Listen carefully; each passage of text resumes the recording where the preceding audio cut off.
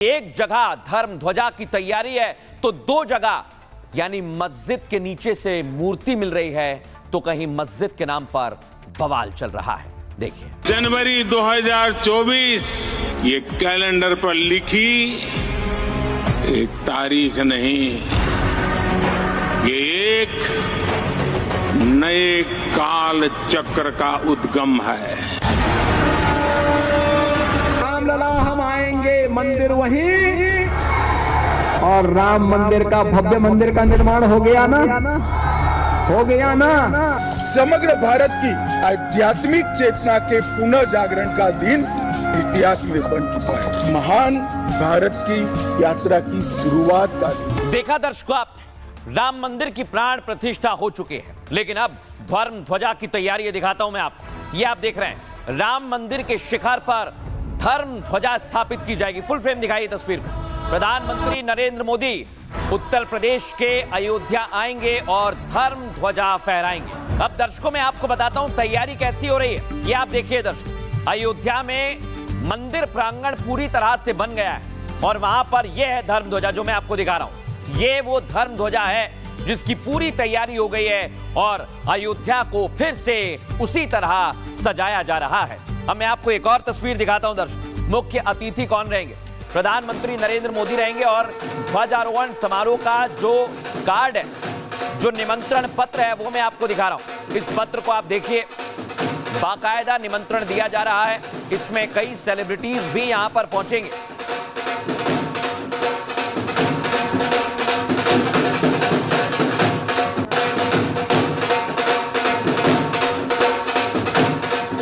अब मैं आपको बताता हूं सिक्योरिटी के क्या इंतजाम है। देख रहे हैं आप, तमाम जो एसपीजी पूरा प्रोटेक्शन है वो यहां पर एक्टिव है और उसी की तस्वीर मैं आपको दिखा रहा हूं। इसी के साथ उत्तर प्रदेश पुलिस के जवान भी यहां पर मुस्तैद रहेंगे और राम मंदिर की सुरक्षा को देखते हुए एनएसजी कमांडोज की भी तैनाती यहां पर पहले से की गई है। तो अयोध्या में चप्पे चप्पे पर पुलिस ने सुरक्षा के पुख्ता इंतजाम किए हैं।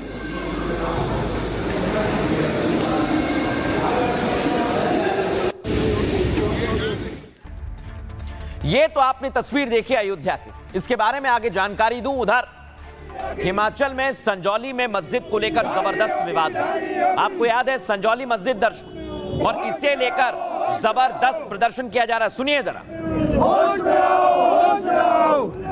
नहीं चलेंगे, नहीं चलेंगे, नहीं चलेंगे, नहीं चलेंगे, नहीं चलेंगे, नहीं चलेंगे, नहीं चलेंगे, नहीं चलेंगे, नहीं चलेंगे, नहीं चलेंगे, नहीं चलेंगे, नहीं चलेंगे, नहीं चलेंगे। ढानी होगी, ढानी होगी, ढानी होगी, ढानी होगी, ढानी होगी। और अब मैं आपको दिखाता हूं दर्शकों, जो मूर्तियां मिली हैं मस्जिद के नीचे से खुदाई में ये मूर्तियां बरामद की हैं। इसके बाद सागर में चर्चा ज्यादा हो रही है कि आखिर मस्जिद के नीचे मूर्ति कैसे निकली।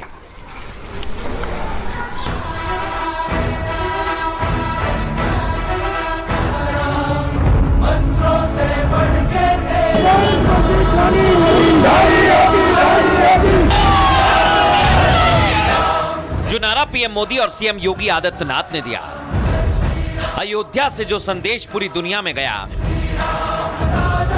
एक बार फिर प्रभु श्री राम की पावन धरा से वही गूंज उठने लगी है। 25 नवंबर वो तारीख जिस दिन राम मंदिर के शिखर पर फिर से भगवा ध्वज लहराएगा, फिर से हिंदुत्व का नारा पूरी दुनिया में जाएगा। एक तरफ राम मंदिर में आस्था का परचम, दूसरी तरफ हिमाचल में अवैध मस्जिद का विरोध, तीसरी तरफ सागर की चौंकाने वाली खोज, जहां दावा है कि मस्जिद की जमीन के नीचे साक्षात प्रभु श्री राम प्रकट हुए, यानी राम मंदिर से उठी आवाज पूरे देश में सुनाई देने लगी। अब दर्शकों मैं आपको बताता हूं कि कैसे सबसे पहले आपको लेकर चलता हूं राम मंदिर, क्या व्यवस्था है और धर्म ध्वजा कैसे स्थापित की जा रही है। आइए जरा आपको बताते हैं। यह है राम मंदिर दर्शकों, यह है वो धर्म ध्वजा। राम भक्तों के लिए एक और महत्वपूर्ण क्षण आने वाला है। 25 नवंबर को राम मंदिर के शिखर पर धर्म ध्वजा लहराएगी। प्रधानमंत्री नरेंद्र मोदी राम मंदिर पर इस धर्म ध्वजा को फहराएंगे दर्शकों, जिसे दोपहर ठीक 12 बजे अभिजीत मुहूर्त में संपन्न किया जाएगा। मंदिर पर ध्वज लगाना सनातन परंपरा में पवित्र कार्य माना गया है। आपको बताएं, शिखर पर लगा ध्वज भगवान की उपस्थिति का संकेत देता है और दूर से ही भक्तों को यह संदेश मिलता है कि यह स्थान दिव्यता से भरपूर है। किसी भी मंदिर पर ध्वज फहराना यह दर्शाता है कि निर्माण पूर्ण हो चुका है। राम मंदिर पर धर्म ध्वजा इस महान निर्माण यात्रा के पूर्ण होने की घोषणा होगी, जो करोड़ों भक्तों की वर्षों पुरानी प्रतीक्षा और विश्वास का सम्मान भी है। दर्शकों, बड़ी बात क्या है, ध्वज फहराने से मंदिर की ऊंचाई 233 फीट हो जाएगी। पीएम मोदी इस कार्यक्रम के मुख्य अतिथि होंगे और ध्वज आरोहण करेंगे। आपको जानकारी दे दें, योगी आदित्यनाथ आयोजन की तैयारियों में पूरी तरह से सक्रिय हैं और पीएम मोदी श्री राम के नाम एकजुटता का संदेश भी दे रहे हैं। आइए आपको सुनवाते हैं प्रधानमंत्री नरेंद्र मोदी क्या कह रहे हैं। राम से राष्ट्र का मतलब है मानव एक भक्ति कर नाता, अर्थात हमारा समाज ऊंच नीच के भाव से मुक्त हो और हर समाज में सामाजिक न्याय की स्थापना हो। साथियों, राम से राष्ट्र का एक अर्थ ये भी है कि निशिचरहीन करऊं बही भुज उठाईपन की न, यानी मानवता विरोधी ताकतों का आतंक के विनाश की प्रतिज्ञा। और यही तो हमने ऑपरेशन सिंदूर में देखा है।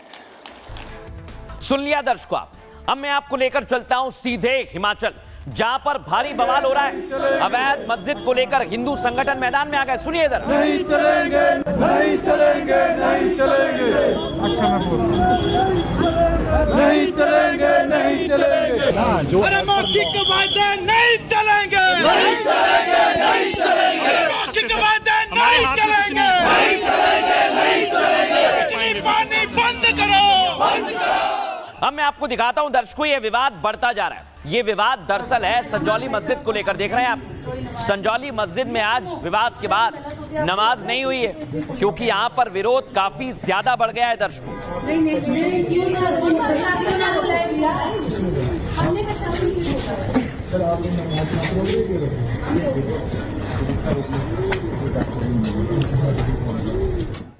देख लिया आपने, पुलिस प्रशासन भी मौजूद है, लेकिन आखिर वहां पर हुआ क्या?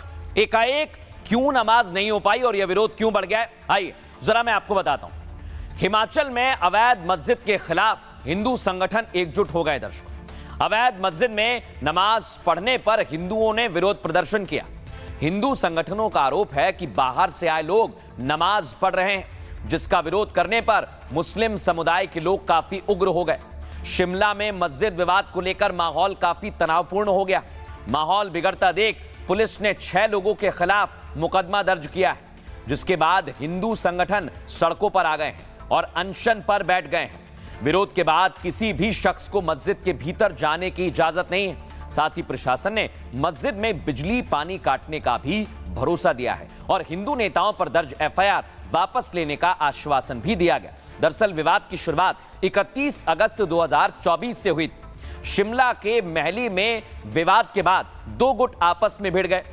हिंदुओं से मारपीट के बाद 6 आरोपी मस्जिद से गिरफ्तार किए गए। इससे गुस्साए हिंदू संगठनों के लोगों ने मस्जिद के बाहर प्रदर्शन किया, जिसके बाद 3 मई को निगम आयुक्त ने मस्जिद को अवैध करार दिया और विवादित मस्जिद का पूरा ढांचा तोड़ने के आदेश भी दिए गए। 17 मई को वक्फ बोर्ड ने मस्जिद तोड़ने के आदेश को कोर्ट में चुनौती दी और मस्जिद कमेटी की इस याचिका को कोर्ट ने खारिज कर दिया। आपको यह भी बताएं, 14 नवंबर को अवैध मस्जिद में लोग नमाज पढ़ने पहुंचे थे, लेकिन देवभूमि संघर्ष समिति ने बाहरी मुसलमानों के अंदर जाने से रोकने की आवाज उठाई। अब यह लड़ाई संजौली मस्जिद में बिजली पानी काटने पर आकर टिक गई है और इसको लेकर विरोध बढ़ता ही जा रहा है।